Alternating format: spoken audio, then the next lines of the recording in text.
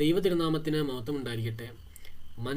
മനുഷ്യനെല്ലാവരും പാപപ്രകൃതമുള്ളവനാണ്, പാപപ്രവണതയുള്ളവനാണ്. എന്നാൽ കർത്താവായ യേശുക്രിസ്തു മാത്രം ഈ ഭൂമിയിൽ ഒരു തെറ്റും ചെയ്യാതെ ക്രൂശിലേറി ദൈവമായി ഉയർത്തെണീറ്റ് ഇന്നും ജീവിക്കുന്നു. പ്രിയപ്പെട്ടവരെ, ഉൽപ്പത്തി പുസ്തകം 3-ാം അധ്യായം 1-ാം വാക്യം മുതൽ ഇപ്രകാരം വായിക്കുന്നു: യഹോവയായ ദൈവം ഉണ്ടാക്കിയ എല്ലാ കാട്ടുജന്തുക്കളിലും പാമ്പ് കൗശലമേറിയതായിരുന്നു. അത് സ്ത്രീയോട്, തോട്ടത്തിലെ യാതൊരു വൃക്ഷത്തിന്റെ ഫലവും നിങ്ങൾ തിന്നരുത് എന്ന് ദൈവം വാസ്തവമായി കൽപ്പിച്ചിട്ടുണ്ടോ എന്ന് ചോദിച്ചു. സ്ത്രീ പാമ്പിനോട്, തോട്ടത്തിലെ വൃക്ഷങ്ങളുടെ ഫലം ഞങ്ങൾക്കു തിന്നാം, എന്നാൽ നിങ്ങൾ മരിക്കാതിരിക്കേണ്ടതിന് തോട്ടത്തിന്റെ നടുവിലുള്ള വൃക്ഷത്തിന്റെ ഫലം തിന്നരുത്, തൊടുകയും അരുത് എന്ന് ദൈവം കൽപ്പിച്ചിട്ടുണ്ട് എന്ന് പറഞ്ഞു. പ്രിയപ്പെട്ടവരെ, എൻ്റെയും നിങ്ങളുടെയും ജീവിതത്തിൽ ദൈവം ചില കൽപ്പനകൾ തന്നിട്ടുണ്ട്, ചില വാഗ്ദത്തങ്ങൾ തന്നിട്ടുണ്ട്, ചില സമർപ്പണങ്ങൾ എടുത്തിട്ടുണ്ട്. എന്നാൽ ഇന്ന് ആ സമർപ്പണങ്ങൾ എവിടെയാണ്? ആ വാഗ്ദത്തങ്ങളെല്ലാം ദൈവം നൽകിയത് നിങ്ങളുടെ ജീവിതത്തിൽ നിറവേറിയിട്ടുണ്ടോ? അല്ലെങ്കിൽ അത് നിറവേറുവാൻ തടസ്സമായ എന്തെങ്കിലും കാര്യങ്ങൾ, പാവങ്ങൾ നിങ്ങളുടെ ജീവിതത്തിൽ വന്ന് പോയിട്ടുണ്ടോ? പ്രിയപ്പെട്ടവരെ, ഇവിടെ കൗശലശാലിയായ പിശാച് ചില തന്ത്രങ്ങൾ, ഉപായങ്ങൾ ഹൗവയ്ക്ക് പറഞ്ഞു കൊടുക്കുകയാണ്. പാമ്പ് സ്ത്രീയോട്, നിങ്ങൾ മരിക്കയില്ല നിശ്ചയം, അത് തിന്നുന്ന നാളിൽ നിങ്ങളുടെ കണ്ണ് തുറക്കുകയും നിങ്ങൾ നന്മതിന്മകളെ അറിവുള്ളവരായി ദൈവത്തെ പോലെ ആകുകയും ചെയ്യുമെന്ന് ദൈവം അറിയുന്നു എന്ന് പറഞ്ഞു. പ്രിയപ്പെട്ടവരെ, സാത്താൻ ദൈവത്തെ പഴിചാരി ഹൗവയ്ക്ക് ദുരാലോചന പറഞ്ഞു കൊടുക്കുകയാണ്. നമ്മുടെ ജീവിതത്തിലും നമുക്ക് ഉറച്ച സമർപ്പണവും തീരുമാനവുമുണ്ട്. എന്നാൽ ഈ ലോകത്തിലേക്ക് നോക്കുമ്പോൾ, ഈ ലോക സൗകര്യങ്ങളിൽ, ഈ ലോകത്തിലെ മായാകാഴ്ചകളിലേക്ക് നോക്കുമ്പോൾ ആ തീരുമാനങ്ങൾ വഴിതെറ്റി പോകുന്നുണ്ടോ? ഹൗവ ആ വൃക്ഷത്തിലേക്ക് നോക്കുകയാണ്. ആ വൃക്ഷം ഫലം തിന്മാൻ നല്ലതും കാൺമാൻ ഭംഗിയുള്ളതും ജ്ഞാനം പ്രാപിപ്പാൻ കാമ്യവും എന്ന് സ്ത്രീ കണ്ടു. ഫലം പറിച്ചു ഭർത്താവിനും കൊടുത്തു, അവനും തിന്നു.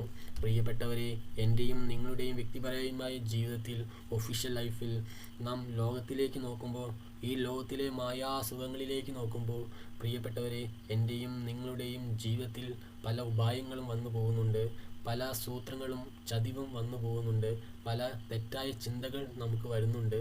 എന്നാൽ ഈ ലോകത്തിൻ്റെതായ മായാസുഖങ്ങളിലും മായാ സൗകര്യങ്ങൾക്കും വേണ്ടി ഈ ചിന്തയ്ക്ക് കീഴടങ്ങി പോകുന്നുണ്ടോ? ദൈവത്തോടുള്ള കൽപ്പന നാം മറന്നു പോകുന്നുണ്ടോ എന്ന് നാം ഈ ദിവസങ്ങളിൽ ചിന്തിക്കേണ്ടതായിട്ടിരിക്കുന്നു. ദൈവം ഇരുവരെയും ഏദൻ തോട്ടത്തിൽ നിന്ന് പുറത്താക്കുകയാണ്. ഇരുവരും കഴിക്കരുത് എന്ന് കൽപ്പിച്ചിട്ടുള്ള വൃക്ഷത്തിൻ്റെ ഫലം കഴിക്കുകയും ഇരുവരും ഏദൻ തോട്ടത്തിൽ നിന്ന് പുറത്തു പോവുകയും ചെയ്യുകയാണ്. ദൈവം അങ്ങനെ വെറുതെ അവരെ പറഞ്ഞു വിട്ടില്ല. ഉൽപ്പത്തി പുസ്തകം 3-ാം അധ്യായം 21-ാം വാക്യം: യഹോവയായ ദൈവം ആദാമിനും അവൻ്റെ ഭാര്യയ്ക്കും തോലുകൊണ്ട് ഉടുപ്പുണ്ടാക്കി അവരെ ഉടുപ്പിച്ചു. ദൈവസ്നേഹം അവരെ പിന്തുടരുകയാണ്. വെറുതെ പോവുകയാണെങ്കിൽ പോകട്ടെ എന്ന് ദൈവം കരുതിയില്ല. ദൈവം അവരെ തോലുകൊണ്ട് ഉടുപ്പുണ്ടാക്കി അവരെ ഉടുപ്പിച്ചു. ദൈവസ്നേഹം അവർക്ക് കരുതുകയാണ്. ദൈവസ്നേഹം അവരെ പിന്തുടരുകയാണ്. പ്രിയപ്പെട്ടവരെ, എൻ്റെയും നിങ്ങളുടെയും ജീവിതത്തിൽ, വ്യക്തിപരമായ ജീവിതത്തിലും ഒഫീഷ്യൽ ലൈഫിലും കുടുംബ ജീവിതത്തിലും പല വീഴ്ചകളും താഴ്ചകളും കുറവുകളും വന്നവരാണ് നാമും നിങ്ങളുമെല്ലാം. എന്നാൽ ഒന്നോർക്കുക, നമുക്കുള്ള മഹാപുരോഹിതൻ നമ്മുടെ ബലഹീനതയിൽ സഹതാപം കാണിപ്പാൻ കഴിയാത്തവനല്ല, പാപമൊഴികെ സകലത്തിനും പരീക്ഷിക്കപ്പെട്ടവനത്രേ നമുക്കുള്ളത്. അതുകൊണ്ട് കരുണ ലഭിപ്പാനും തത്സമയം സഹായത്തിനുള്ള കൃപ ലഭിപ്പാനും ധൈര്യപൂർവ്വം കൃപാസനത്തിന് മുമ്പിലേക്ക് വരിക. പ്രിയപ്പെട്ടവരെ, ഇതിനും വലുതായി എന്ത് വാഗ്ദത്തമാണ് നമുക്ക് ലഭിക്കേണ്ടതിന്? നമുക്ക് പാപം ചെയ്യുമ്പോൾ ധൈര്യപൂർവ്വം നമുക്ക് കൃപാസനത്തിന് മുമ്പിൽ ചെല്ലാം. അവിടെ നമുക്ക് വേണ്ടി ഒരു മഹാപുരോഹിതനുണ്ട്, കർത്താവായ യേശു ക്രിസ്തു ഉണ്ട്. നമുക്ക് വേണ്ടി പക്ഷപാതം പിടിക്കുവാൻ നമുക്ക് കർത്താവായ യേശു ക്രിസ്തു ഉണ്ട്. അതുകൊണ്ട് പ്രിയപ്പെട്ടവരെ, എൻ്റെയും നിങ്ങളുടെയും ജീവിതത്തിൽ കറകൾ വന്നിട്ടുണ്ടോ? പോരായ്മ വന്നിട്ടുണ്ടോ? കുറവുകളെല്ലാം വന്നിട്ടുണ്ടോ? ഭയപ്പെടേണ്ടതില്ല. ഇനിയും ഒരു വഴിയുണ്ട്. നമുക്കുള്ള മഹാപുരോഹിതൻ നമ്മുടെ ബലഹീനതയിൽ സഹതാപം കാണിപ്പാൻ കഴിയാത്തവനല്ല. അതുകൊണ്ട് കരുണ ലഭിപ്പാനും തത്സമയം സഹായത്തിനുള്ള കൃപ ലഭിപ്പാനും ധൈര്യപൂർവ്വം കൃപാസനത്തിനു മുമ്പിൽ വരിക. പ്രിയപ്പെട്ടവരെ, ഉൽപ്പത്തി പുസ്തകം 3-ാം അധ്യായം വായിക്കുമ്പോൾ ദൈവം ആദാമിനോട് പറയുകയാണ്, ഉൽപ്പത്തി പുസ്തകം 3-ാം അധ്യായം വായിക്കുമ്പോൾ മനുഷ്യനെ പൊടിയിൽ നിന്നെടുത്തുകൊണ്ട് പൊടിയിലേക്ക് ചേരുമാറാക്കും. പ്രിയപ്പെട്ടവരെ, എല്ലാം ഈ ഭൂമിയിൽ കഴിഞ്ഞു പോകുന്നതാണ്, എല്ലാം ഈ ഭൂമിയിൽ ഉടഞ്ഞു പോകുന്നതാണ്. നാം മണ്ണോട് ചേരുവാൻ ഉള്ളവരാണ്. അതുകൊണ്ട് പ്രിയപ്പെട്ടവരെ, നിങ്ങൾക്കിന്ന് ഈ സമർപ്പണമുണ്ടോ?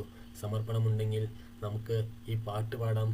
ലോകത്തിലേകയാശ്രയം എൻ്റെ യേശു മാത്രം, ശോകങ്ങളേറി വന്നാലും. ഈ ലോകത്തിൽ ശോകങ്ങളുണ്ടെങ്കിലും ദുഃഖങ്ങളുണ്ടെങ്കിലും ഭാരങ്ങളുണ്ടെങ്കിലും നമ്മുടെ കർത്താവായ യേശു ക്രിസ്തു നമ്മോട് കൂടെയുണ്ട്. നമ്മുടെ ഭാരങ്ങളിൽ നമ്മോട് കൂടെയുണ്ട്, നമ്മുടെ പ്രയാസങ്ങളിൽ നമ്മോട് കൂടെയുണ്ട്. അതുകൊണ്ട് ലോകമെനിക്കു വേണ്ട, ലോകത്തിലിമ്പം വേണ്ട, പോകണം യേശുവിൻ പാതേ നോക്കി. ഏകുന്നു സമസ്തവും ഞാൻ എൻ്റെ ഏകനാഥനെ നിനക്കായി. ഏകുന്നു സമസ്തവും ഞാൻ എൻ്റെ ഏകനാഥനെ നിനക്കായി. പ്രിയപ്പെട്ടവരെ, ഇന്ന് ഈ ദിവസം ഉറച്ച സമർപ്പണവും തീരുമാനവും നിങ്ങളെ നയിക്കട്ടെ. പ്രിയപ്പെട്ടവരെ, ഉറച്ച സമർപ്പണവും തീരുമാനവും നിങ്ങളെ ഉയർന്ന ജീവിത നിലവാരത്തിലേക്ക് നയിക്കട്ടെ. അങ്ങനെ സമർപ്പണമുള്ളവർ ദൈവസന്നിധിയിൽ ധ്യാനിച്ച് ഇപ്രകാരം പാടുക. ലോകമെനിക്കു വേണ്ട, ലോകത്തിലിമ്പം വേണ്ട, പോകണം യേശുവിൻ പാതേ നോക്കി. ഏകുന്നു സമസ്തവും ഞാൻ എൻ്റെ ഏകനാഥനെ നിനക്കായി. ഏകുന്നു സമസ്തവും ഞാൻ എൻ്റെ ഏകനാഥനെ നിനക്കായി. കൂടുവിട്ടൊടുവിൽ ഞാൻ നാട്ടിൽ വീടിൻ്റെ ഉള്ളിലെത്തും, പാടിയിടും ജയഗീതമേ ഞാൻ പാടുകളേറ്റവനാ. ദൈവം മാത്രം മഹത്വപ്പെടട്ടെ.